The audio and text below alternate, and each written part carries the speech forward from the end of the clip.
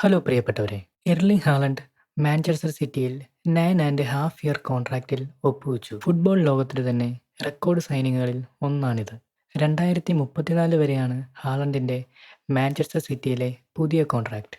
ഇതോടെ പഴയ release clause മാറ്റി പുതിയത് 2029 റിപ്പോർട്ടുകൾ സൂചിപ്പിക്കുന്നു. എർലിംഗ് ഹാലണ്ടിന്റെ പുതുക്കിയ സിറ്റിയിലെ കോൺട്രാക്റ്റ് അവസാനിക്കുമ്പോൾ താരത്തിന് 34 വയസ്സാകും. സിറ്റിയിലെ പുതിയ കോൺട്രാക്റ്റിൽ താൻ വളരെ സന്തോഷവാനാണെന്നും പെപ്പിന്റെ കീഴിൽ കളിക്കുന്നത് വളരെ അഭിമാനമാണെന്നും താരം സൂചിപ്പിച്ചു. 2022 ജർമ്മൻ ക്ലബ്ബായ ബൊറൂസിയ ഡോർട്ട്മുണ്ടിൽ നിന്നും ഹാലണ്ട് മാഞ്ചസ്റ്റർ സിറ്റിയിലേക്ക് എത്തുന്നത്.